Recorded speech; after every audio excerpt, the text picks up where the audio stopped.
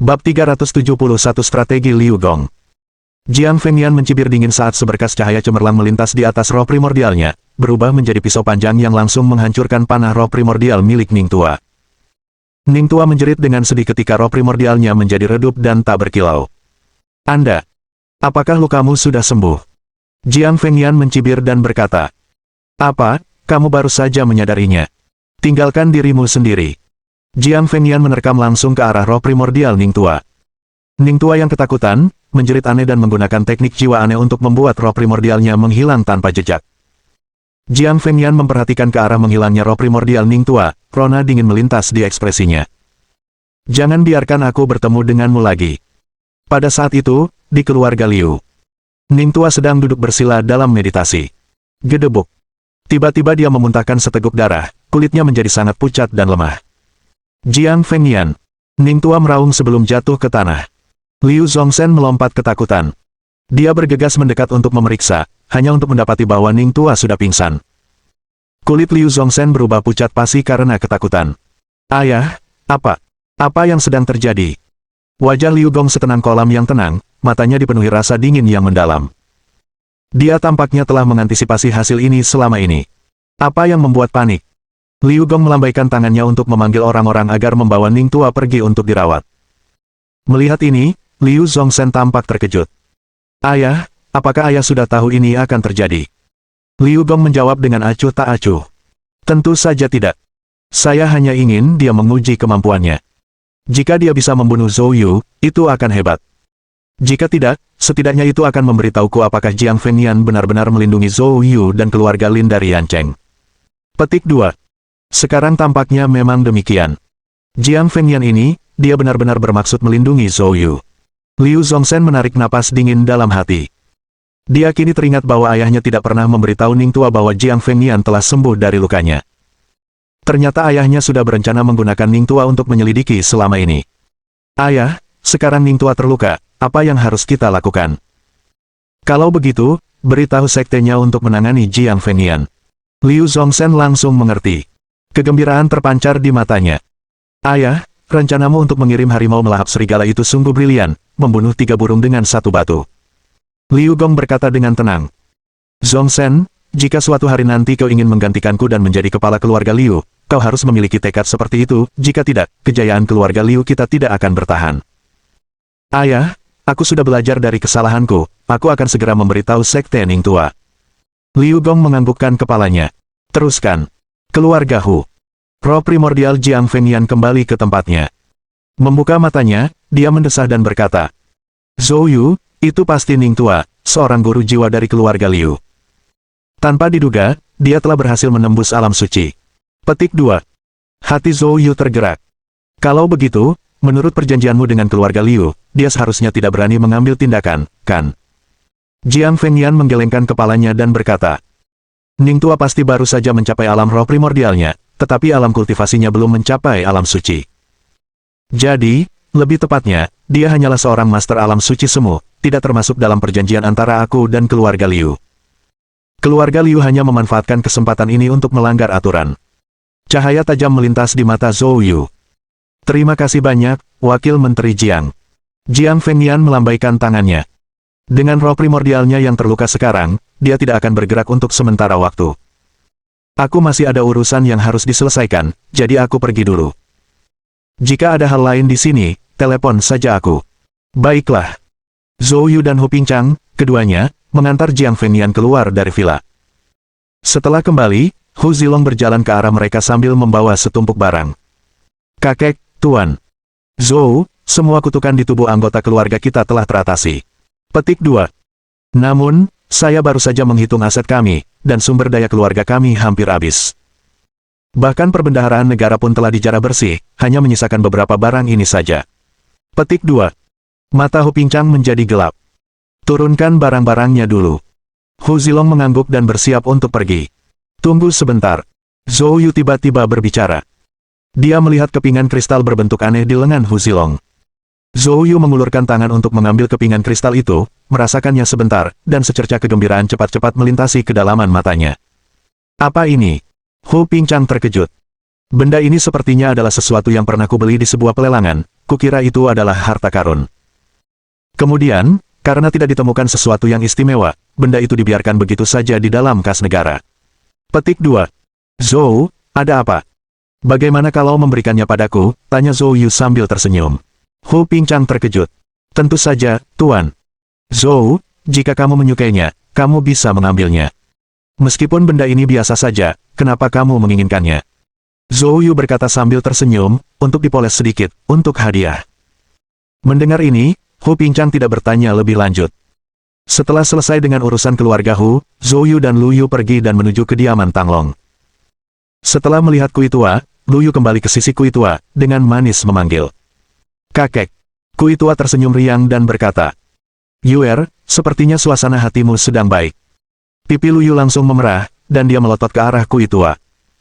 Kakek, apa yang kau katakan? Kui Tua tertawa terbahak-bahak.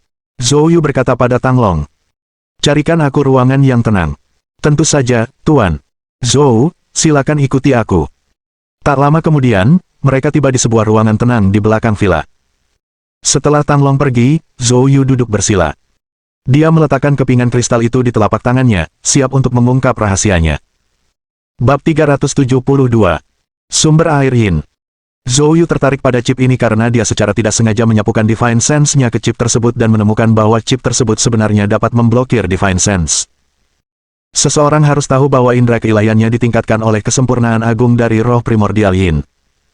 Ini sudah cukup untuk membuktikan kehebatan chip tersebut. Ia teringat, lelaki tua itu pernah berkata, banyak benda langka yang diawetkan dengan cara seperti ini. Oleh karena itu, Zhou Yu meminta chip tersebut. Zhou Yu segera mulai mendeskripsikannya menggunakan metode yang diajarkan orang tua itu kepadanya.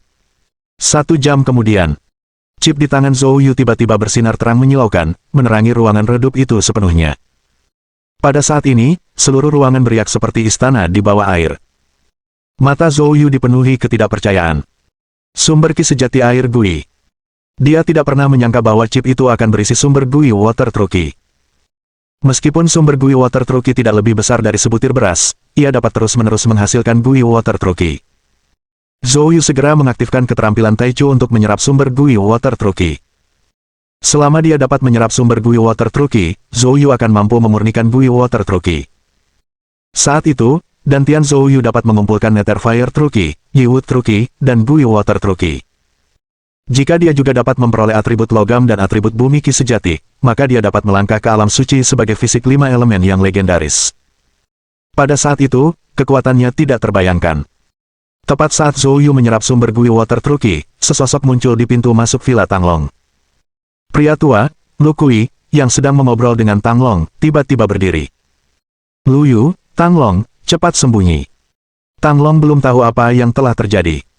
Namun, melihat ekspresi wajah Lu Kui yang muram, dia langsung merasakan adanya masalah. Lu Kui melangkah menuju pintu, dan Lu Yu hendak mengikutinya namun ditahan oleh Tang Long. Di luar, Lu Kui melihat seorang pria berpakaian seperti petani. Akan tetapi, pupil mata Lu Kui mengecil, dan dia tidak menganggap pria itu sebagai seorang petani biasa. Sebaliknya, ada aura pada pria itu yang tampaknya menembus segalanya. Lu Kui, bukankah kamu dari asosiasi letian? Mengapa kamu di sini? Lu Kui tidak menyangka lelaki itu mengenalnya. Siapa kamu? Po Jun. Ekspresi wajah Lu Kui berubah. Kau, Tousan Junfis, Po Jun. Tousan Junfis Po Jun adalah pakar top yang menjadi terkenal 50 tahun lalu. Konon, tangan besinya dapat melepaskan kekuatan 1000 Jun, yang digembar-gemborkan dapat memusnahkan segalanya. Apa yang kamu lakukan di sini? Po Jun berkata dengan acuh tak acuh, aku tidak punya permusuhan dengan asosiasi letian. Aku tidak di sini untukmu hari ini, kamu bisa pergi. Petik 2. Saya datang ke sini untuk menemukan seseorang bernama Zhou Yu. Dia melukai roh primordial adik laki-lakiku, Ningjia, dan aku di sini untuk membunuhnya.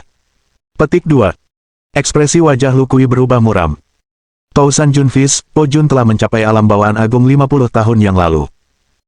Dikatakan bahwa dia mungkin telah melangkah ke alam suci sejak lama, tetapi karena tinju 1000 Jun memerlukan kompresi energi tinju yang terus-menerus, dia selalu dengan sengaja menekan alamnya dan tidak menerobos.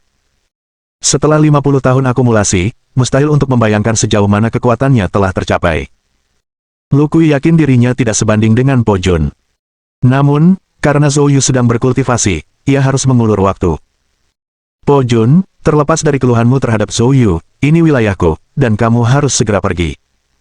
Senyum, tidak mengejek atau geli, muncul di wajah Po Jun. Lu Kui, aku pernah mendengar tentangmu. Konon, kau menguasai teknik penyembunyian yang bisa menyembunyikan keberadaanmu sepenuhnya dan membuat seranganmu tak terduga. Petik 2. Karena kamu sedang mencari kematian, maka hari ini aku akan melihat sendiri apakah kamu hanya bicara tanpa bertindak. Setelah berkata demikian, Po Jun melayangkan pukulan langsung ke depan. Bang! Pasukan Gang Jin yang dahsyat menyerang langsung ke arah Lu Kui. Lu Kui segera mengaktifkan teknik kultivasinya untuk menghindari serangan itu, dan kemudian membalas dengan pukulannya sendiri. Po Jun menerima pukulan itu secara langsung, dan kedua sosok itu langsung terpisah saat bersentuhan. Setelah menenangkan diri, Po Jun menyeringai. Tidak buruk, memang tidak ada tanda-tanda apapun. Namun, jika hanya itu yang kau punya, maka hari ini, kau pasti akan hancur. Begitu kata-kata itu terucap, sosok Po Jun melesat maju dengan cepat. Tinjunya meletus dengan kekuatan dahsyat.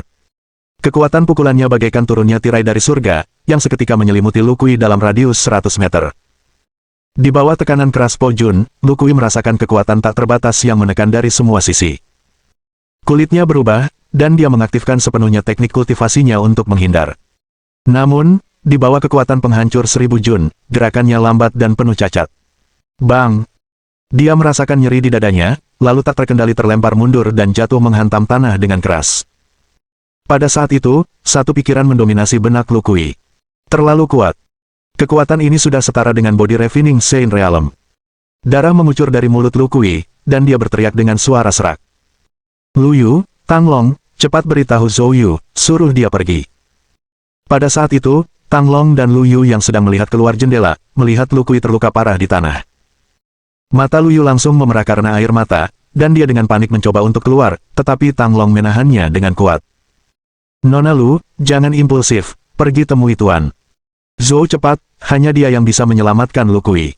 Petik 2. Menekan urgensi dalam hatinya, Lu Yu, bersama Tang Long, menuju ke rumah kecil di halaman belakang tempat Zhou Yu sedang berkultivasi.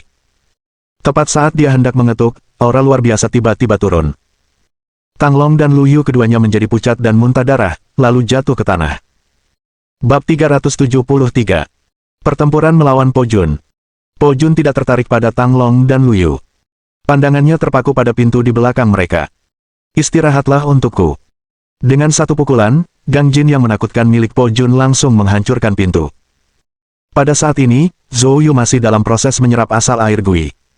Lu Yu berteriak cemas. Zhou Yu, hati-hati. Sambil berteriak, dia berusaha merangkak dan berpegangan pada kaki Po Jun.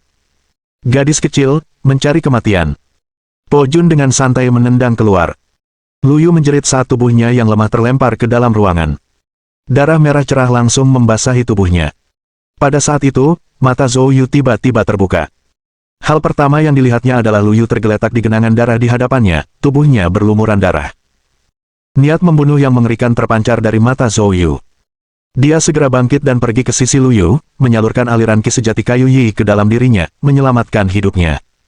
Lalu, Po Jun berbicara. Apakah kamu Zhou Yu? Apakah kamu yang melukai roh primordial adik laki-lakiku, Ningjia? Zhou Yu perlahan mengangkat kepalanya, matanya dipenuhi dengan niat membunuh yang mencengangkan. Kamu seharusnya tidak menyentuhnya. Haha, dia hanya gadis malang, tidak ada bedanya dengan membunuh anjing. Kamu seharusnya lebih mengkhawatirkan dirimu sendiri sekarang. Zhou Yu berdiri. Kalau begitu aku akan membunuhmu dulu, anjing. Zhou Yu langsung melayangkan pukulan. Eid Desolatevis menyapu bagaikan tsunami. Alis Po Jun terangkat sedikit. Orang bodoh yang mencari kematian. Saksikan beban berat 1000 gunungku. Po Jun juga melayangkan pukulan, melepaskan tinju yang liar dan penuh amarah. Ledakan. Pukulan keduanya bertabrakan dalam sekejap. Dalam sekejap mata, kekuatan itu menyapu, menyebabkan tanah di sekitar mereka terkoyak lebih dari belasan inci. Kaca, barang-barang kayu, lantai, dan dinding seluruh villa hancur. Setelah satu pukulan, kedua pria itu mundur 3 langkah. Mata Zhou Yu sedikit menyipit. Tinju yang sangat keras. Dia mengira dirinya tak terkalahkan di alam bawaan, tetapi yang mengejutkannya, tinju pria ini tidak kalah sedikit pun dari tinjunya sendiri. Pada saat yang sama, Po Jun juga memiliki ekspresi serius. Dia telah berlatih Thousand Mountains Heavyweight selama hampir 30 tahun. Alasan dia selalu menekan wilayah kekuasaannya tanpa menerobos adalah untuk mengumpulkan kekuatan dan meledak begitu dia mencapai alam suci. Namun hari ini, tanpa diduga-duga ia dihalangi oleh seorang pemuda yang usianya belum genap 30 tahun. Po Jun menatap Zhou Yu dengan saksama. Kekuatan Jinding. Zhou Yu berkata dengan acuh tak acuh. Benar. Jinding Tian, aku pernah mendengar tentang guru surgawi ini. Agaknya, bahkan kekuatan Jinding miliknya tidak memiliki kehebatan seperti itu. Sepertinya kamu benar-benar ahli dalam seni bela diri. Petik 2. Jika kau tidak melukai adikku, aku pasti sudah mempertimbangkan untuk menjadikanmu muridku. Zhou Yu mengejek. Kau sudah hampir mati dan masih berpikir untuk menerimaku. Bodoh sekali. Wajah Po Jun menjadi gelap. Nak, kuakui kau memang punya beberapa kemampuan, tapi kalau kau pikir itu kekuatanku sepenuhnya, berarti kau meremehkanku. Setelah berkata demikian, Po Jun mengeluarkan lolongan liar. Tubuhnya tiba-tiba membengkak dengan otot, menggembung seperti naga ular, Gang Jin yang kuat terpancar dari tubuhnya, membungkusnya sepenuhnya. Pada saat ini, dia seperti dewa perang, penuh dengan kekuatan ledakan. Di mata Po Jun, seolah-olah api Gang Jin sedang berkobar. Dia melihat ke arah Zhou Yu. Mati. Dia meninju keluar. Gang Jin berubah menjadi naga raksasa, meraung ke arah Zhou Yu. Zhou Yu menyipitkan matanya. Tiba-tiba dia membuka mulutnya dan melolong panjang. Raungan setan. Gelombang suara yang terlihat langsung menembus naga Gang Jin dan menyerbu telinga Po Jun. Raungan iblis milik Zhou Yu mengandung serangan indera ilahi. Roh primordial yin-nya sudah sempurna, indera keilahiannya sebanding dengan ahli alam suci. Karena terkejut, Po Jun berdiri terpaku di tempatnya. Dan pada saat itu juga, Zhou Yu mulai bergerak. Mengaktifkan tangga gunung dan sungai, sosoknya lenyap dari tempatnya. Po Jun hanya tertegun kurang dari sedetik sebelum ia pulih. Namun saat ia tersadar, Zhou Yu sudah muncul di hadapannya, kurang dari setengah meter jauhnya. Kekuatan Geng Naga. Zhou Yu mencibir dan melayangkan pukulan. Kekuatan Geng Naga, dengan kekuatannya yang tak tertandingi dan mengerikan, menyerang Po Jun di dada. Sosok Po Jun langsung terbang mundur seperti rudal. Dentuman-dentuman. Tubuhnya menghantam seluruh villa sebelum akhirnya berhenti. Puk. Dengan tatapan mata yang terkejut dan pembuluh darahnya pecah, darah mengucur deras dari tubuhnya. Anda, mustahil. Po Jun tidak dapat mengucapkan kalimat lengkap sebelum ia pingsan dan meninggal. Setelah memeriksa dan memastikan bahwa dia telah meninggal, Zhou Yu akhirnya bernapas lega.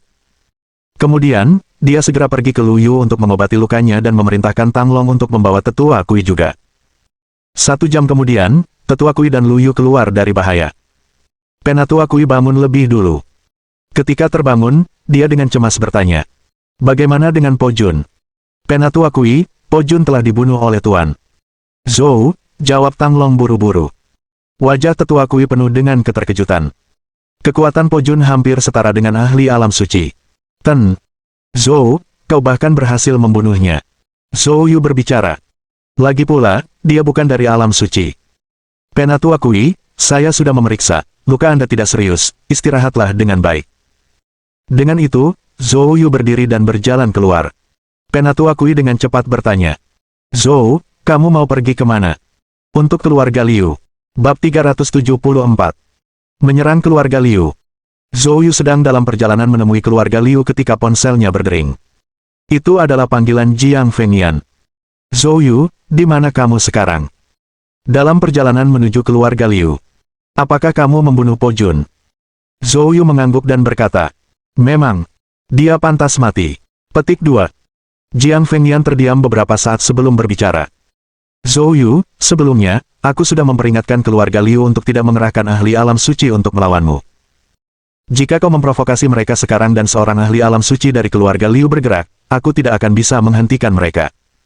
Alis Zhou Yu terangkat. "Wakil Menteri Jiang, saya tahu Anda ingin mencegah saya, tapi..." Sebelum Zhou Yu selesai, Jiang Fengyan menyela.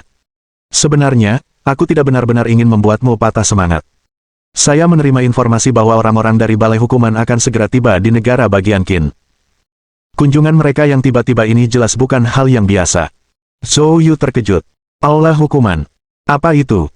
Menara Bela Diri adalah lembaga yang mengatur seniman bela diri, sedangkan Aula Hukuman adalah lembaga yang mengatur menara bela diri.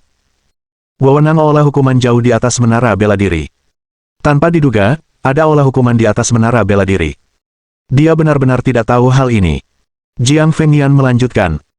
Keluarga Liu sekarang ambisius, ingin merombak struktur kekuasaan kota provinsi, tetapi karena peringatan saya, rencana mereka terhambat, dan mereka tentu tidak akan tinggal diam. Jadi, langkah tiba-tiba balai hukuman untuk datang ke negara bagian Qin kemungkinan besar ada hubungannya dengan keluarga Liu. Zhou Yu mengerti.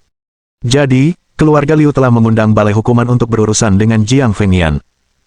Wakil Menteri Jiang, apa saran Anda? Jiang Fengnian berkata dengan serius. Karena itulah, pergi ke keluarga Liu sekarang, sebelum orang-orang dari aula hukuman tiba, sebenarnya adalah pilihan terbaik.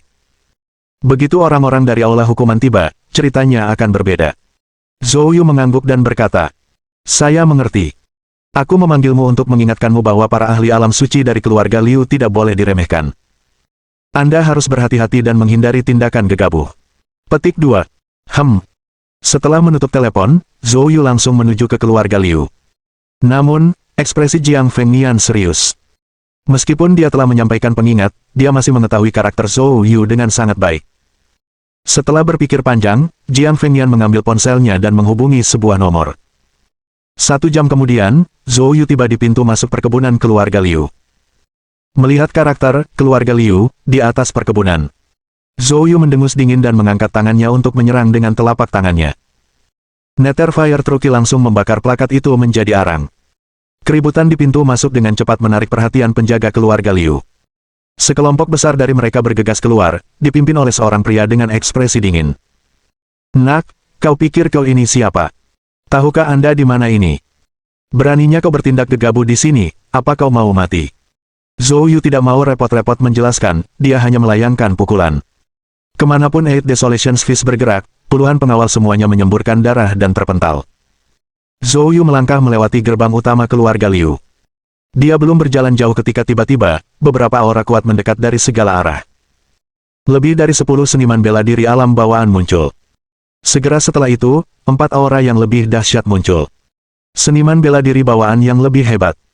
Anak nakal, beraninya kau bertindak liar di keluarga Liuku. Seorang tetua di alam bawaan besar memelototi Zhou Yu, tubuhnya memancarkan niat membunuh. Zhou Yu mendengus dingin. Kamu berani mengirim seseorang untuk membunuhku, mengapa aku tidak bisa datang ke keluarga Liumu untuk membunuh? Mencari kematian. Seniman bela diri bawaan yang lebih tinggi itu menyerang langsung ke arah Zhou Yu. Zhou Yu tidak bergerak sedikit pun, membiarkan pukulan pria itu mendarat padanya. Gedebuk. Suara tumpul bergema. Seniman bela diri bawaan besar yang menyerang tidak melukai Zhou Yu. Wajahnya menjadi pucat karena terkejut. Teknik kuali emas. Anda. Apakah kamu Zhou Yu? Zhou Yu mencibir dan menyerang dengan pukulannya sendiri. Bang! Sang master bawaan agung meludahkan darah dan terpental hingga tewas. Bagi Zhou Yu, mereka hanyalah master bawaan besar biasa, tidak ada bedanya dengan semut. Akan tetapi, pemandangan ini benar-benar membuat orang yang melihatnya ketakutan. Itu adalah master bawaan yang lebih besar. Mati dalam satu gerakan. Anak ini terlalu kuat, ayo kita hadapi dia bersama-sama. 3 master besar bawaan yang tersisa meraung dan menyerangnya secara serempak. Zhou Yu tetap tanpa ekspresi dan melepaskan 3 jari dari udara. Tepat pada saat itu, Patriark Liu, dikawal oleh kerumunan dari keluarga Liu, bergegas mendekat. Berhenti. Liu Zongzhen meraung dengan marah. Akan tetapi, ketiga master agung bawaan itu telah berubah menjadi mayat. Liu Zongzhen meraung. Zhou Yu, beraninya kau memprovokasi kami dengan datang ke sini. Apakah kamu benar-benar berpikir keluarga Liuku tidak akan mengambil tindakan terhadapmu? Zhou Yu berbicara dengan dingin. Kau mengirim orang untuk membunuhku namun melarangku datang untuk membunuhmu. Keluarga Liumu benar-benar sombong. Benarkah begitu, Patriark Liu? Meski ini adalah pertemuan pertama mereka, Zhou Yu yakin bahwa pria itu pasti Patriark Liu. Meski berada di bawah pengawasan ketat Zhou Yu, Patriark Liu tetap sangat tenang. Zhou Yu, kamu jauh lebih muda dari yang aku bayangkan. Sungguh, sebuah bakat yang luar biasa. Petik 2. Dan Po Jun. Zhou Yu berbicara dengan acuh tak acuh. Dia datang untuk membunuhku, dan aku di sini, bagaimana menurutmu? Ekspresi Liu Zongzhen dan yang lainnya berubah. Po Jun sudah meninggal. Dia dikenal sebagai seorang master yang hampir setara dengan Saint Realm. Mungkinkah Zhou Yu benar-benar tak terkalahkan di alam bawaan besar? Liu Zongzhen menatap ayahnya dengan gugup. Patriark Liu memperhatikan Zhou Yu dengan ekspresi tanpa ekspresi.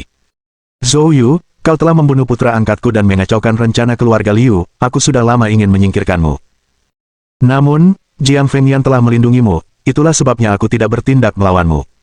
Petik 2. Tapi sekarang kau sudah datang kepadaku, jadi jangan salahkan aku. Hari ini, kamu akan tinggal di sini.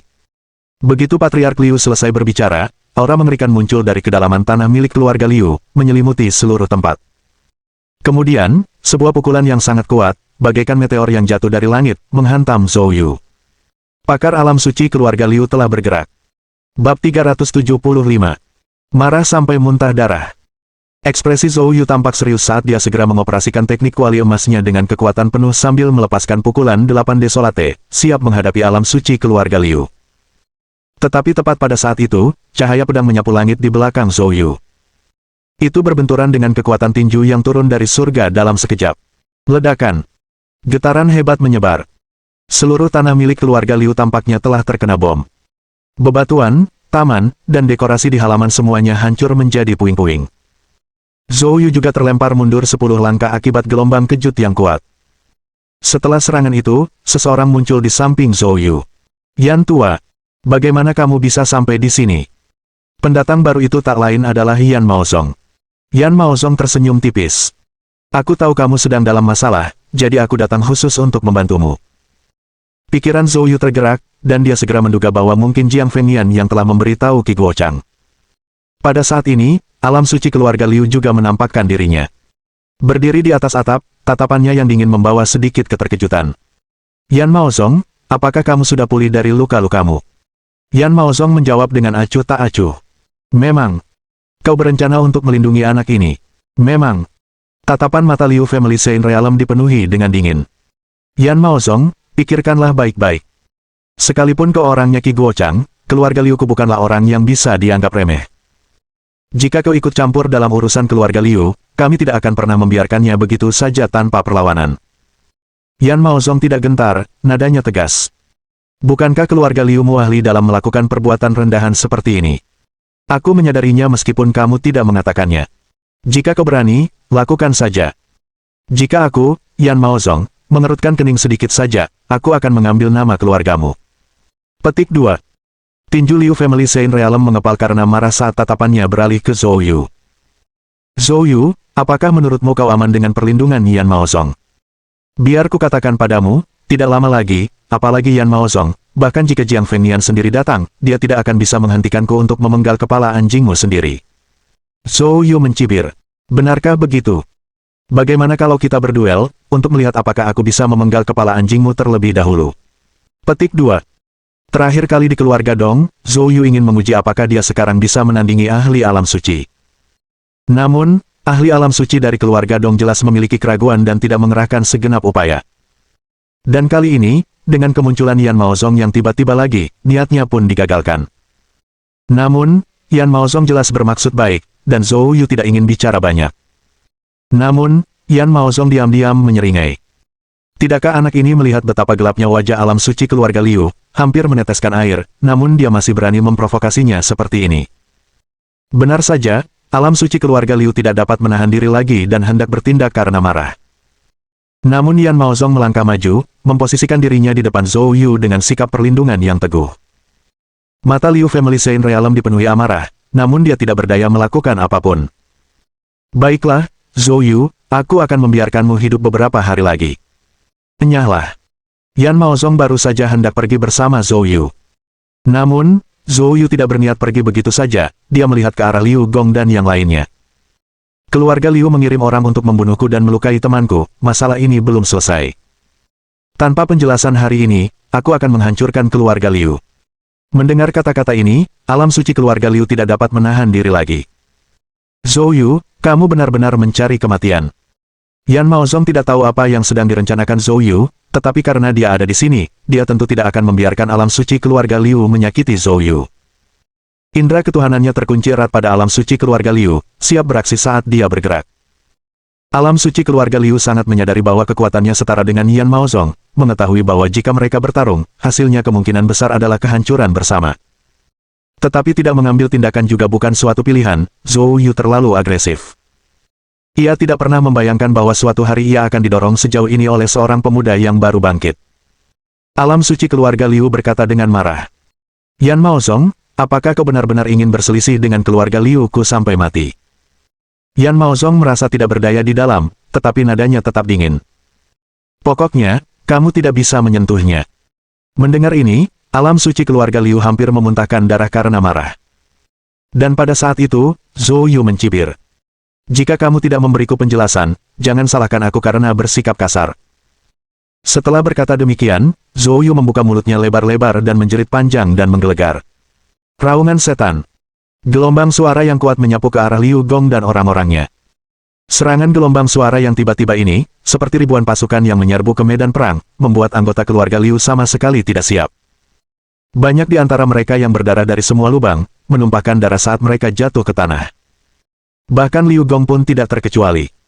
Alam suci keluarga Liu tidak menyangka Zhou Yu akan memiliki tindakan seperti itu. Matanya terbelalak karena marah, dia meraung. Kamu berani. Setelah berbicara, dia melayangkan pukulan ke arah Zhou Yu. Yan Maozong tercengang, dia tidak menyangka Zhou Yu bisa begitu mematikan.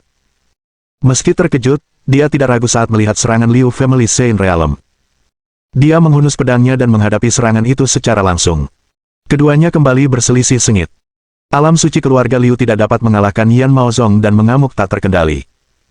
Pada saat ini, Zhou Yu, tanpa menunjukkan belas kasihan, bersiap untuk melakukan gerakan lain. Liu Gong sekarang benar-benar takut, dan ia berusaha keras untuk berdiri. Tunggu. Keluarga Liu saya bersedia memberikan kompensasi. Petik 2. Zhou Yu mencibir lagi. Apa? Beberapa saat yang lalu kau bersikap sok kuat, ya? Wajah Liu Gong berubah pucat. Zhou Yu, katakan saja. Apa yang dibutuhkan untuk menyelesaikan ini? Zhou Yu mendengus dingin. 20 miliar. Dan, kembalikan semua aset keluarga Hu. Wajah Liu Zongsen berubah, dan dia berteriak. Mustahil. Mata Zhou Yu menyipit, lalu dia mengangkat jarinya dan menunjuk dengan tajam. Retakan. Lengan Liu Zongsen langsung dipotong oleh Zhou Yu. Liu Zongsen menjerit keras.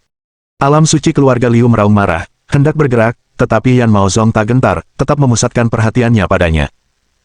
Orang suci keluarga Liu sangat marah hingga dia hampir memuntahkan darah. Zhou Yu tidak menaruh perhatian pada alam suci keluarga Liu, wajahnya bagaikan topeng es saat dia menatap Liu Gong. Jika kamu tidak setuju, serangan berikutnya akan merenggut nyawa anjing tuamu.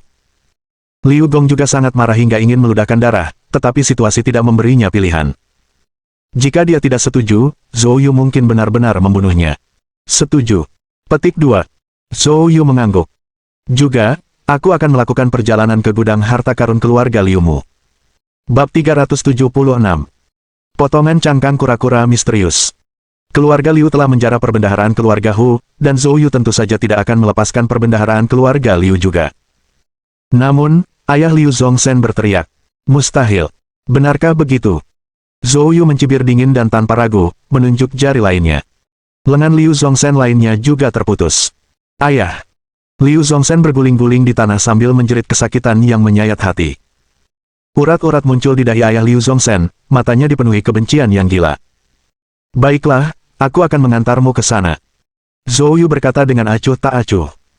Jika saja kamu tahu hal ini sebelumnya, mengapa repot-repot melakukannya? Yan Maozong, yang berdiri di belakang, sangat terdiam. Pria muda ini benar-benar punya nyali yang mencapai langit. Bahkan sekarang, Yan Maozong percaya bahwa alasan Zhou Yu berani melakukan ini murni karena ia menggertak dengan otoritas pinjaman. Meskipun hal itu tidak menyenangkan baginya, Zhou Yu akhirnya menyembuhkan luka-lukanya, dan Qi Guochang juga berjanji untuk melindunginya. Tidak peduli apa yang terjadi kemudian, hari ini dia harus bertahan sampai akhir, apapun yang terjadi. Zhou Yu berkata kepada ayah Liu Zongsen. Apa yang kau lakukan hanya berdiri di sini, tunjukkan jalannya. Ayah Liu Zongsen gemetar karena marah, tetapi tidak punya pilihan, dia hanya bisa membawa Zhou Yu ke perbendaharaan keluarga Liu. Harta karun keluarga Liu seluas lebih dari 500 meter persegi, sebagian besar diisi dengan teknik kultivasi, obat-obatan spiritual, dan sejenisnya. Zhou Yu menyapu area itu dengan akal sehatnya. Teknik kultivasinya semua biasa saja, tidak ada yang istimewa, jadi Zhou Yu tidak mau repot-repot mengambilnya. Semua obat spiritual yang berusia lebih dari 100 tahun, Zhou Yu tanpa basa-basi meminum semuanya. Ayah Liu Zongsen, yang berdiri di pintu, hampir pingsan saat melihat pemandangan ini. Tangannya yang mencengkeram kusen pintu, hampir menancap ke dalam kayu. Akhirnya, ketika Zhou Yu selesai menjarah dan hendak pergi, langkahnya tiba-tiba terhenti, dan pandangannya beralih ke suatu sudut. Di sana tergeletak sebuah bola berlian. Di dalam bola berlian itu, tampak sesuatu yang menyerupai potongan kerang. Zhou Yu memegang bola berlian di tangannya, mengamatinya sejenak, cahaya aneh berkelebat di matanya, lalu berkata, "Aku juga akan mengambil ini." Setelah berkata demikian, dia berjalan keluar sambil memegang bola berlian di tangannya. Begitu berada di luar, Zhou Yu memandang ke arah ayah Liu Zongzhen. "Uang dan aset keluarga Hu harus sudah tersedia paling lambat besok, kalau tidak, aku akan mengunjungi keluarga Liu Mu lagi. Lain kali aku datang, masalahnya tidak akan mudah diselesaikan." Petik 2. Ayah Liu Zongzhen, dengan wajah muram, mengangguk. Setelah Zhou Yu pergi, ekspresi ayah Liu Zongzhen segera pulih, tidak lagi kesakitan seperti sebelumnya. Seluruh tindakan sebelumnya hanyalah itu, tindakan yang ditujukan untuk menipu Zhou Yu. Sebaliknya, orang suci keluarga Liu menjadi murka dan menghantamkan telapak tangannya ke patung singa batu di depan perbendaharaan. Singa batu itu meledak menjadi tumpukan debu. Ayah Liu Zongzhen segera berkata, "Tetua Sein, tolong tenangkan amarahmu. Biarkanlah pemuda ini bersikap sombong selama beberapa hari lagi. Aku sudah memanggil seorang tetua dari balai hukuman di ibu kota, begitu mereka tiba dalam 2 hari, Zhou Yu pasti sudah mati." Orang suci dari keluarga Liu, dengan wajah gelap, mengangguk. Apakah pemuda itu baru saja mengambil barang berharga? Ayah Liu Zongzhen berkata dengan seringai dingin. Pemuda itu hanyalah seorang petani desa yang datang dari pegunungan, dia menganggap obat-obatan spiritual adalah yang paling berharga. Meskipun dia mengambil banyak sekali obat-obatan spiritual, dia tidak mengambil sesuatu yang benar-benar berharga. Petik 2. Di mana bola berliannya? Itu hanya berlian yang sedikit lebih besar, dan tidak bernilai banyak uang. Setelah meninggalkan keluarga Liu, Yan Maozong akhirnya menghela napas lega. Zhou Yu, dengan pengaruh seperti keluarga Liu, sebaiknya jangan menyinggung mereka jika bisa menghindarinya. Saya mendengar dari Penatuaki bahwa mereka memiliki latar belakang yang cukup kuat di ibu kota. Jika kau terlalu menekan mereka, bahkan jika Penatuaki dan aku turun tangan, kami tidak akan bisa melindungimu. Zhou Yu mengangguk. Terima kasih atas perhatian Anda, Penatua Yan. Saya sangat menyadari situasi ini. Petik 2. Beri aku waktu setengah tahun saja, dan aku pasti akan melangkah ke alam suci. Saat itu, bahkan alam suci keluarga Liu tidak akan menjadi masalah bagiku. Petik 2. Yan Maozong menatap Zhou Yu yang percaya diri dan menggelengkan kepalanya dalam hati. Maju ke Sein Realm tidaklah mudah. Ada cukup banyak master puncak bawaan agung di ibu kota provinsi, tetapi berapa banyak yang ada di alam suci? Pemurnian tubuh mungkin agak dapat dikelola, tetapi pemurnian kisama sulitnya dengan naik ke surga. Namun, ia tidak ingin meredam semangat Zhou Yu dan hanya memberikan peringatan simbolis. Berhati-hatilah dalam segala hal. Setelah mengatakan itu, dia bergegas pergi. Zhou Yu kemudian kembali ke Villa Tanglong. Lu Yu sudah bangun. Melihat Zhou Yu kembali, Lu Yu dan yang lainnya segera berkumpul. Zhou Yu, bagaimana hasilnya? Semuanya baik-baik saja. Zhou Yu secara kasar menceritakan situasi dengan keluarga Liu. Ketika mereka mendengar bahwa Yan Maozong benar-benar turun tangan untuk membantu Zhou Yu, wajah tetua Lu dipenuhi dengan keterkejutan. Zhou Yu, bagaimana kamu kenal Penatua Yan? Saya menyembuhkan lukanya. Tidak heran. Dengan perlindungan tetua Yan, ditambah dengan pencegah dari balai bela diri, keluarga Liu seharusnya tidak berani main-main. Zhou Yu mengangguk, tetapi dia tidak menyebutkan apapun tentang olah hukuman. Dia pergi ke kamarnya sendirian dan mengeluarkan bola berlian itu. Keterampilan Tai Chu-nya kini telah menyerap atribut api, kayu, dan air. Dia telah mengumpulkan 3 dari 5 elemen, dan karena itu, keterampilan Tai Chu mengembangkan kepekaan khusus terhadap atribut bumi dan logam yang tersisa. Itu adalah keterampilan Tai Chu yang telah merasakan atribut bumi dalam objek ini sekarang. Pada saat ini, tatapannya terpaku pada potongan kerang di dalam bola berlian. Setelah sekian lama, akhirnya dia memastikan bahwa itu adalah sepotong cangkang kura-kura misterius. Kura-kura misterius merupakan makhluk spiritual yang lahir di tanah yang kaya akan atribut bumi. Di mana kura-kura misterius dilahirkan, pasti ada harta karun yang berasal dari bumi. Jika dia dapat menemukannya, mungkin dia bisa memperoleh ki sejati dengan atribut bumi. Inilah alasan Zhou Yu membawa benda ini kembali bersamanya. Sekarang, dia mengucapkan mantra pencarian roh pada potongan cangkang kura-kura misterius.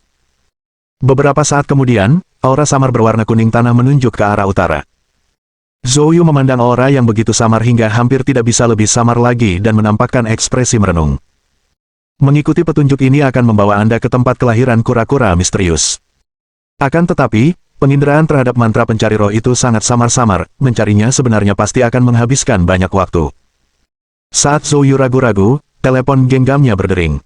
Suara Wu Xun terdengar. Zhou, aku ingin tahu apakah kamu sudah selesai dengan urusanmu. Kamu berjanji untuk mengobati penyakit temanku. Zhou Yu menarik napas dalam-dalam dan mengesampingkan masalah menemukan ki sejati atribut bumi untuk saat ini. Dengan situasi di ibu kota provinsi yang tidak dapat diprediksi, dan banyak kekuatan yang tersembunyi dalam bayang-bayang mulai bergerak melawan keluarga Lin, dan dengan Lin Luoluo yang akan datang ke ibu kota provinsi untuk mengajukan penawaran, dia sekarang sangat perlu mengumpulkan beberapa ahli untuk melindungi Lin Luoluo dan anggota keluarga Lin. Wu Xun telah berjanji bahwa selama Zhou Yu dapat menyembuhkan penyakit temannya, Wu Xun akan bersedia mengikuti perintahnya. Ini adalah guru besar bawaan, yang sangat dibutuhkan Zhou Yu. Saya bebas untuk saat ini. Kamu ada di mana? Aku akan segera datang. Bab 377 Luo Moyan. Paviliun Wanbao. Zhou Yu datang ke tempat ini untuk kedua kalinya. Wu Xun telah menyuruhnya datang ke Paviliun Wanbao terlebih dahulu. Pada saat Zhou Yu tiba, Wu Xun dan Kang Yuzi, manajer Paviliun Wanbao, telah menunggu di pintu masuk. Melihat Zhou Yu, wajahnya penuh rasa terima kasih. Zhou, aku sangat berterima kasih kamu bisa datang. Petik 2. Kang Yuzi juga mengangguk dan membungkuk, wajahnya penuh senyum saat menemaninya. Zhou Yu mengangguk dan berkata, "Jangan khawatir, di mana temanmu?" "Zhou, temanku sedang menyembuhkan diri di tempat rahasia, ayo kita pergi ke sana sekarang." Petik 2. Baiklah. Kang Yuzi dengan cepat berkata, "Saya akan mengambil mobilnya." Tak lama kemudian, Zhou Yu dan Wu Xun sudah berada di mobil Kang Yuzi, melaju menuju pinggiran kota. Mereka tiba di sebuah desa terpencil.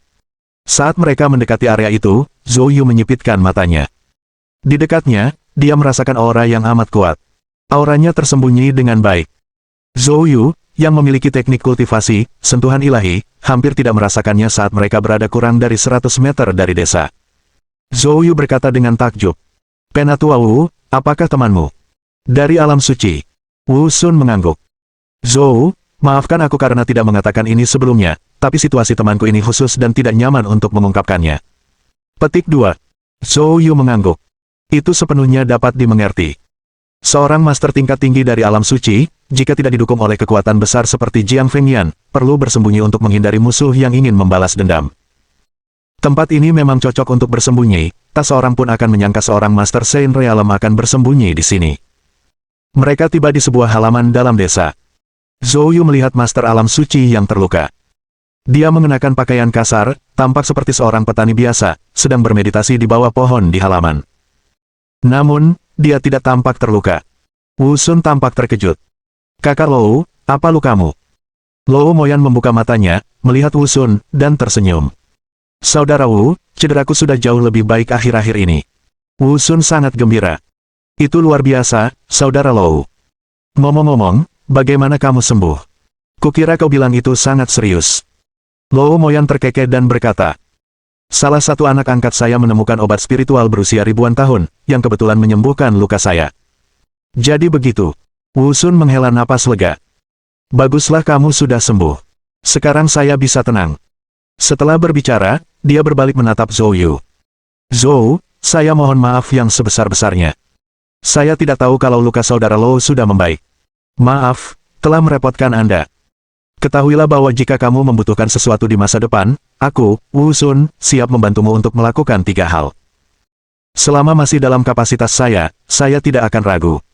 Zhou Yu tidak menanggapi tawaran Wu Xun tetapi malah melihat ke arah Luo Moyan. Dia berkata perlahan, "Saya khawatir, situasi Lou tidak seoptimis kelihatannya. Menurutku, dia tidak akan bertahan sehari pun." Luo Moyan yang tadinya tersenyum, tiba-tiba tampak tegas saat mendengar ini. "Siapa kamu?"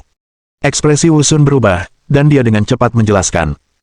"Saudara Lou, ini Zhou Yu, dokter ilahi yang saya undang untuk mengobati penyakit Anda." "Dia seorang dokter ilahi." Luo Moyan tampak meremehkan. "Saudara Wu, saya pikir Anda pasti pikun. Seberapa terampilkah seorang anak hijau, bahkan jika ia mulai belajar kedokteran sejak dalam kandungan ibunya, dalam praktik kedokteran?" Zhou Yu mengerutkan kening. Luo Moyan ini sangat kasar dalam berbicara. Melihat keduanya hendak berselisih, Wu Xun segera turun tangan untuk meredakan situasi. "Saudara Lou, Anda tidak boleh meremehkan Tuan Zhou. Keterampilan medisnya bahkan lebih hebat dari tabib suci matahari. salah satu dari 3 tabib suci terhebat di negeri naga, yang telah saya saksikan sendiri. Petik 2. Kalau tidak, aku tidak akan mengundangnya ke sini untuk menemuimu. Luo Moyan melambaikan tangannya. Saudara Wu, saya sangat menghargai kebaikan Anda pasti telah ditipu olehnya. Setelah berbicara, dia menatap Zhou Yu dan berkata tanpa penyesalan. Kamu bisa pergi. Sebaiknya kau lupakan saja kejadian hari ini. Jika kau berani mengungkapkan satu kata pun ke dunia luar, aku akan membuat kematianmu sangat mengerikan. Petik 2. Zhou Yu menyipitkan matanya. Membiarkanku pergi itu mudah, tapi jika organ dalammu menyusut dalam waktu setengah hari, jangan datang memohon padaku. Dengan itu, Zhou Yu keluar. Luo Moyan sangat marah dan hendak menyerang, tetapi Wu Sun menghentikannya. Saudara Luo, tolong tenangkan amarahmu, ini semua salah paham. Luo Moyan mendengus berat. Anak muda ini tidak tahu betapa luasnya langit dan bumi, bahkan berani mengutukku. Saudara Wu, kalau bukan karena kamu, aku pasti sudah membunuh anak ini. Wu Sun terus tersenyum pahit. Pada saat ini, dia tidak tahu harus berkata apa lagi. Dia tidak pernah mengantisipasi hasil ini sebelum datang ke sini. Meninggalkan desa, dalam perjalanan kembali. Wu Sun berkata dengan nada meminta maaf. Zhou, aku benar-benar minta maaf, aku kurang ajar kali ini. Petik 2. Kang Yuzi juga agak marah. Penatua Wu, Luo senior itu terlalu sombong, bukan? Kami telah merawatnya dengan sangat baik selama tahun-tahun ia mengalami cedera. Petik 2. Begitu kondisinya sedikit membaik, dia menjadi tidak tahu berterima kasih. Wu Sun mendesah tanpa mengatakan apapun. Tiba-tiba, Kang Yuzi bertanya dengan rasa ingin tahu. Zhou, kamu bilang organ dalamnya akan menyusut dalam waktu setengah hari, benarkah? Zhou Yu berkata dengan ringan. Tentu saja. Karena apa yang disebut obat spiritual berusia ribuan tahun yang diminumnya bukanlah obat, melainkan racun. Bab 378. Meminta bantuan. Zhou Yu dan yang lainnya meninggalkan desa, dan Luo Moyan menggunakan indera ilahinya untuk memeriksa keadaan sekitar.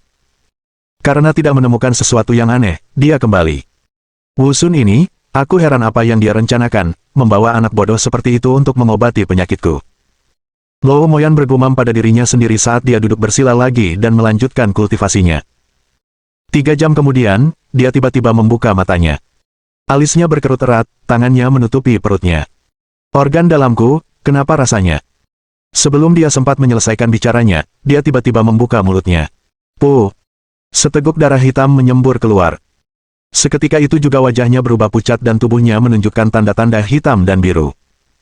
Wajah Luo Moyan berubah drastis. Organ-organ dalamku, mereka sebenarnya mulai menyusut. Bagaimana ini bisa terjadi? Dia teringat kata-kata pemuda yang dimarahinya sebagai orang bodoh beberapa jam yang lalu dan segera bergegas ke paviliun Wanbao. Di dalam paviliun Wanbao, Zhou Yu dan Wu Sun sedang minum teh.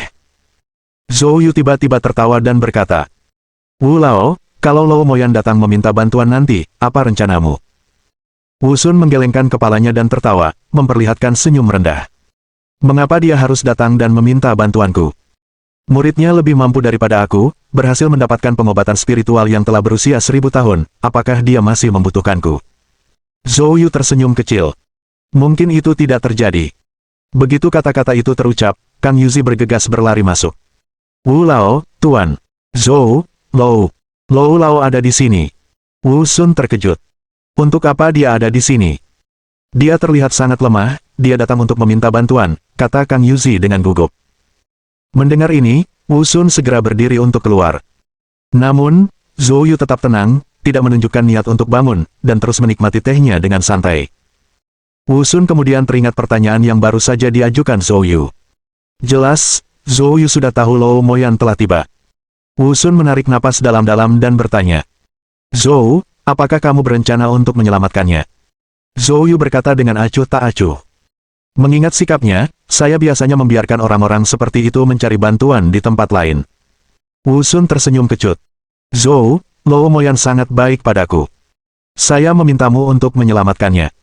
Aku akan menepati apa yang telah aku janjikan kepadamu sebelumnya, dan pengabdianku adalah milikmu untuk kuperintahkan selama sisa hidupku. Petik 2. Zhou Yu mendesah. Sebelumnya aku sudah berjanji padamu bahwa aku akan menyelamatkannya, jadi tentu saja aku tidak akan mengingkari janjiku, tapi, Wu Lao, begitulah manusia, semakin kau merendahkan diri, semakin rendah rasa hormat mereka padamu. Kang Yuzi yang sangat marah pun menimpali. Tepat sekali, lihat saja betapa arogannya dia bersikap beberapa jam yang lalu.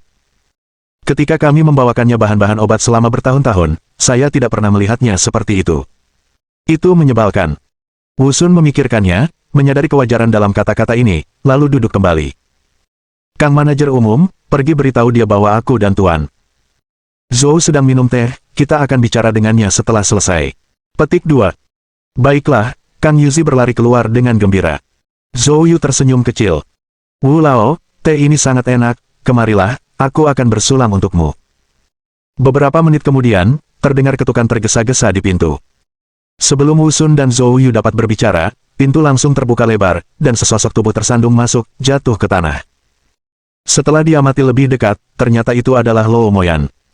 Saat ini, tubuhnya berwarna hitam kehijauan, kontur wajahnya kurus, tulang-tulangnya menonjol dengan jelas, membuat penampilannya sangat mengerikan. Wu Sun juga terkejut. Ia tidak pernah membayangkan bahwa hanya dalam hitungan jam, Luo Moyan dapat berubah dari wujud seperti orang bijak menjadi wujud seperti hantu dan bukan manusia. Kalau dia tidak melihatnya dengan mata kepalanya sendiri, dia tidak akan percaya.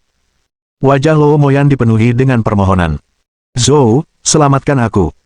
Zhou Yu tetap tenang, mengangkat cangkirnya untuk minum teh. Setelah menghabiskan cangkirnya, dia kemudian berkata, kamu seharusnya tidak bertanya padaku, karena bukan aku yang kamu telepon. Luo Moyan tertegun sejenak, lalu segera berkata, Zhou, aku minta maaf atas sikapku sebelumnya, aku benar-benar minta maaf. Petik 2. Aku meremehkanmu.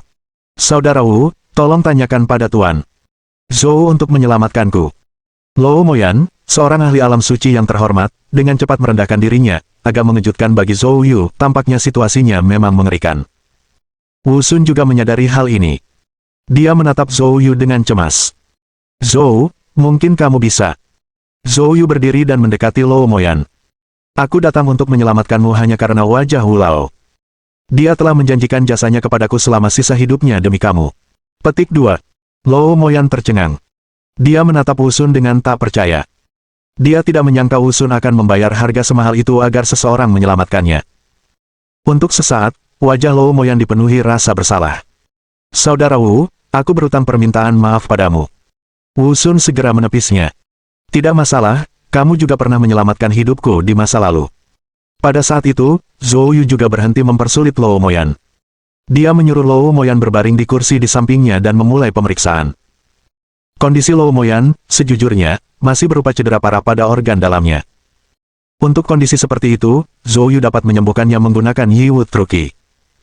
Akan tetapi, karena ia telah menggunakan apa yang disebut pengobatan spiritual milenial, komplikasi pun muncul. Alis Zhou Yu sedikit berkerut, dia merenung sejenak, lalu mengeluarkan jarum perak dan memulai perawatan. Dia perlu terlebih dahulu menggunakan jarum untuk mengeluarkan obat spiritual dari tubuhnya.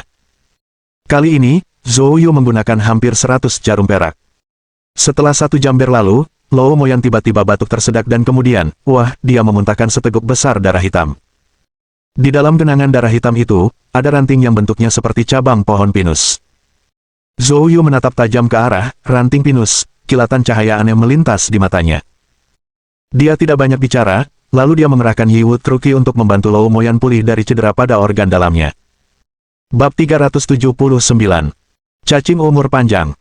2 jam kemudian, ketika ki sejati kayu Yi dalam tubuh Zhou Yu hampir habis, luka-luka Luo Moyan akhirnya sembuh. Luo Moyan juga menyadari bahwa lukanya telah sembuh.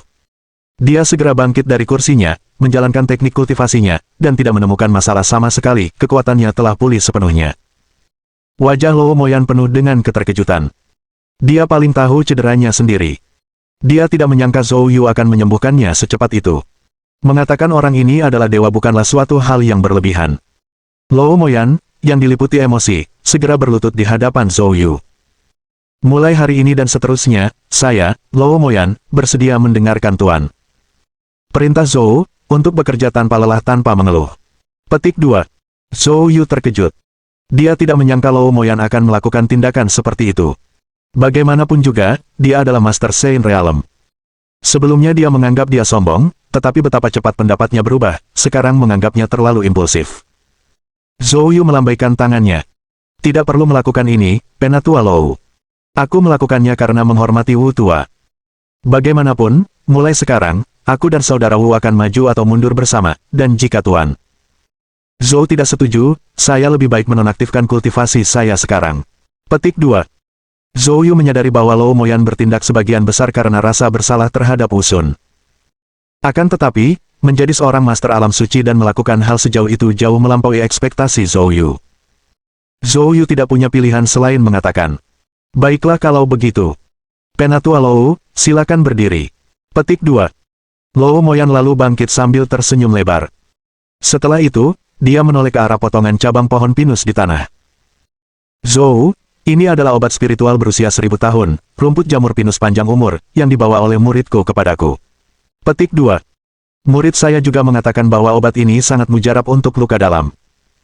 Setelah saya meminumnya, memang langsung terlihat efeknya, tapi kenapa nanti? Zhou Yu menggelengkan kepalanya.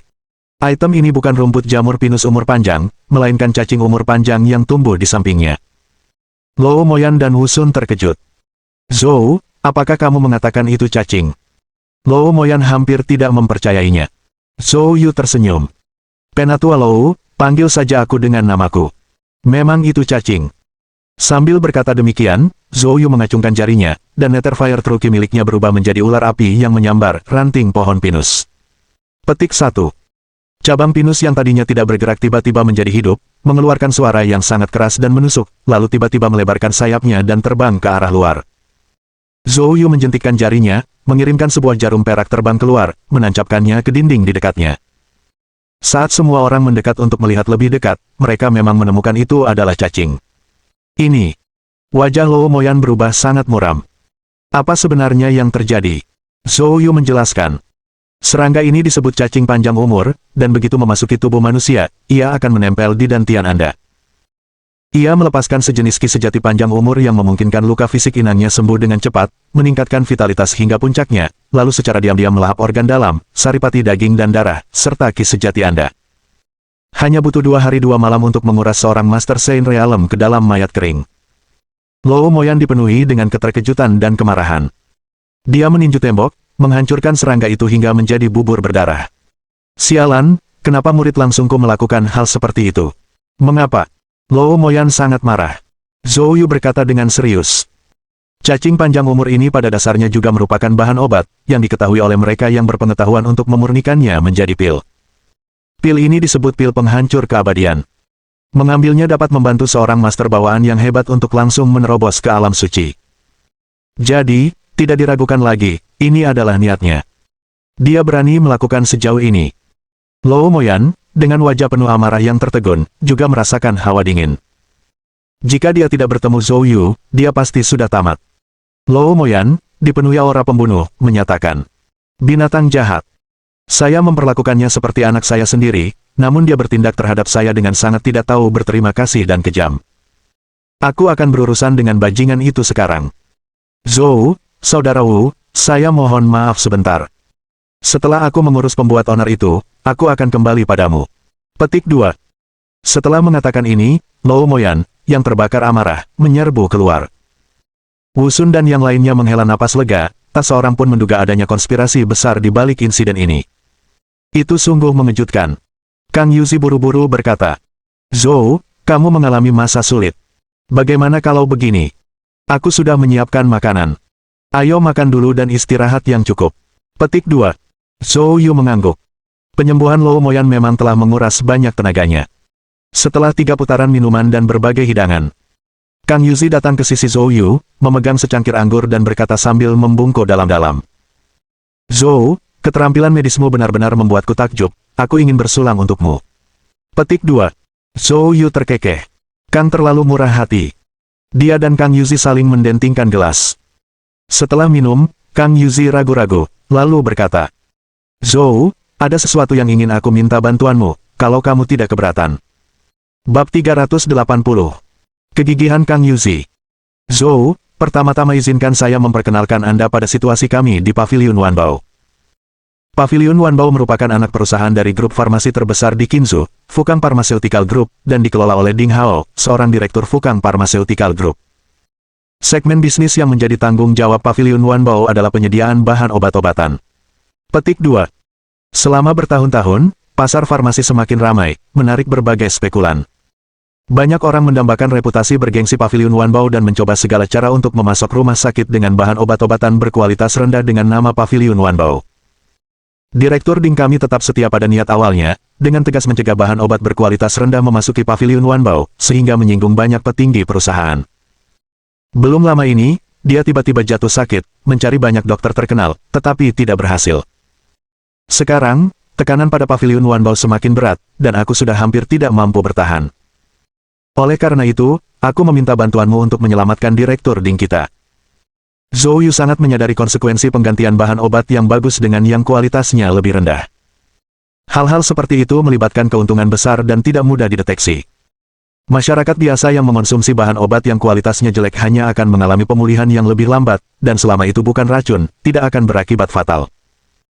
Akan tetapi, penyakit yang dapat disembuhkan hanya dengan satu resep bisa jadi memerlukan 3, 5, atau bahkan 10 resep, dan keuntungan yang didapat jauh lebih besar daripada merampok bank. Dalam benak Zhou Yu, Kang Yuzi selalu menjadi penjahat yang suka menjilat dan oportunis. Tak disangka Zhou Yu, pada hakikat, ia menyimpan kegigihan seperti itu. Zhou harus mengakui bahwa ia telah salah menilai Kang Yuzi. Pada saat itu, Wu Sun juga berbicara. Zhou Yu, apa yang dikatakan Kang memang benar, dan, terlebih lagi, situasinya bahkan lebih parah daripada yang dia gambarkan. Sejak Direktur Ding jatuh, dia kini menjadi batu sandungan bagi banyak orang dalam meraih kesuksesan. Petik 2. Mengatakan dia menjadi sasaran kritik publik bukanlah sesuatu yang berlebihan. Mata Zhou Yu menyipit. Sebagai seorang profesional medis, hal yang paling dibencinya adalah pemalsuan yang merugikan publik. Oke, tidak masalah. Itu luar biasa, Tuan Zhou. Setelah aku mengatur urusan di rumah sakit, aku akan memintamu untuk datang. Petik 2. Saat masalah sudah selesai, Kang Yuzi bergegas bersulang lagi, ketika tiba-tiba ponsel Zhou Yu berdering. Itu tiba-tiba dari Lin Luoluo. Saya akan tiba di bandara kota provinsi dalam 1 jam, di mana Anda? Zhou Yu terkejut, dia tidak menyangka Lin Luoluo tiba-tiba tiba di kota provinsi, tanpa memberitahunya sebelumnya. Dia segera berkata, aku akan datang ke bandara untuk menjemputmu segera. Setelah menutup telepon, Zhou Yu berdiri. Kang, setelah kamu mengatur konsultasi medis, telepon aku. Aku harus pergi ke bandara untuk menjemput seseorang sekarang. Oke, tidak masalah. Kang Yuzi tampak bersyukur. Bagaimana kalau begini, aku akan meminta sopirku untuk mengantarmu. Zhou Yu tidak menolak. Kang Yuzi mengirim sopirnya yang mengendarai Rolls-Royce untuk mengantar Zhou Yu ke bandara. Segera setelah tiba di bandara, Lin Luoluo keluar dari terminal. Ia mengenakan gaun panjang berwarna ungu muda, rambutnya diikat ke belakang dengan santai, mengenakan kacamata hitam, berjalan di tengah kerumunan yang terus bergerak bagaikan seekor burung bangau yang berdiri gagah di antara ayam-ayam. Banyak orang tercengang. Zhou Yu juga menatap. Setelah lebih dari setengah bulan, tunangannya tampak semakin cantik. Lin Luoluo mendekati Zhou Yu, melepas kacamata hitamnya, dan berkata, aku di sini, apakah aku mengganggu kehidupan indahmu sendirian? Zhou Yu diam-diam meringis. Gadis ini nampaknya cukup kesal. Tidak sama sekali, tidak sama sekali. Dia segera menjawab sambil tersenyum. Lin Luoluo mengerutkan kening. Jadi, kamu benar-benar menjalani hidup dengan sangat luar biasa, bukan? Zhou Yu terkejut, menyadari ia telah menjawab dengan salah. Dia segera mengganti pokok bahasan. Ayo, biar aku ambil barang bawaanmu. Zhou Yu mengambil inisiatif untuk mengambil koper Lin Luoluo dari tangannya. Lin Luoluo memelototi Zhou Yu, lalu memanggil taksi. Zhou Yu dengan cepat berkata, Lin, aku punya mobil untuk menjemput kita. Petik 2. Lin Luoluo mengikuti Zhou Yu, tetapi saat dia melihat Rolls-Royce, wajahnya tampak terkejut. Pantas saja kau tidak meneleponku selama setengah bulan, sepertinya kau benar-benar menikmati waktumu di kota provinsi ini. Zhou Yu tersenyum kecut. Mobil ini dipinjam dari seorang teman. Lin Luoluo meliriknya, lalu membuka pintu dan masuk ke dalam mobil. Lin, kita mau ke hotel mana? Pergi ke kompleks Villa Half Moon Bay. Teluk setengah bulan. Zhou Yu terkejut. Zhao Feier tinggal di sana. Begitu pula dengan cucu Hou Baoguo. Mungkinkah Lin Luoluo juga memiliki properti di sana? Mungkin menyadari kebingungan Zhou Yu, Lin Luoluo berkata dengan ringan. Saya membeli sebuah villa di sini beberapa waktu lalu. Zhou Yu menganggukkan kepalanya. Entah kenapa, hatinya tiba-tiba merasa sedikit cemas. Jika mereka bertemu Zhao Feier atau Hou Lanyu, itu akan merepotkan. Hei, mengapa dia malah berpikir seperti ini? Saat pikiran Zhou Yu menjadi liar, Lin Luoluo tiba-tiba berkata, Begitu kita sampai, ganti bajumu dan temani aku ke resepsi. Baiklah. Petik 2. Zhou Yu menganggukkan kepalanya. Tak lama kemudian mobil pun sampai di Villa Half Moon Bay. Setelah Lin Luoluo meletakkan barang-barangnya, dia segera mulai berganti pakaian dan bersiap-siap. 1 jam kemudian, saat dia turun ke bawah, dia sudah berubah total. Dia mengenakan gaun berpotongan dada sedikit rendah, sosoknya yang tinggi dan kulitnya yang cerah tampak memiliki semacam keajaiban yang mampu memikat pandangan siapapun. Terutama kontur dadanya yang membulat, meski kurang dari sepertiganya yang terekspos, memicu imajinasi tak berujung. Bahkan Zhou Yu tercengang dan tidak dapat menahan diri untuk menelan ludahnya. Lin Luoluo bertanya. Zhou Yu menarik napas dalam-dalam, lalu menggelengkan kepalanya. Lin Luoluo mengerutkan kening. Ada apa dengan itu? Zhou Yu melangkah maju, datang di depan Lin Luoluo, dan menunjuk dadanya. Di sini, terlalu banyak yang ditampilkan. Lin Luoluo terkejut sesaat, napasnya berubah, dan dia menepis tangan Zhou Yu. Hei, kamu lagi ngapain? Zhou Yu tampak tidak bersalah. Tidakkah kamu bertanya padaku? Lin Luoluo melotot ke arahnya, meski dia tampak galak, hatinya cukup gembira. Dia berbalik dan kembali naik ke atas, dan setelah beberapa saat, dia turun lagi. Kali ini dia berganti ke gaun lain. Yang ini pas sekali. Zhou Yu tersenyum puas. Yang ini jauh lebih menyenangkan. Lin Luoluo melotot padanya. Lin, resepsi mana yang kita hadiri? Lin Luoluo berkata dengan ringan. Resepsi yang diselenggarakan oleh Tuan Qin Dingbang, orang terkaya di negara bagian Qin. Petik 2. Zhou Yu terkejut. Qin Dingbang. Mengapa dia mengundang Lin Luoluo ke resepsi? Mohon dukungan dari omom ante-ante sekalian, buat subscribe atau sharekan novel Mimin ke Facebook kalian, agar channel Mimin bisa terus berkembang. Dengan begitu, Mimin bisa lebih semangat untuk up novel seru lain ke depannya. Buat teman-teman yang sudah subscribe dan sharekan novel Mimin, Mimin ucapkan terima kasih sebanyak-banyaknya. Sekiranya teman-teman menghadapi masalah video diputar dalam bahasa Inggris, coba tukar kepada bahasa Indonesia original melalui cara ini. Semasa mendengarkan, pencet tombol setting di atas kanan video, pilih audio track dan tukar bahasa.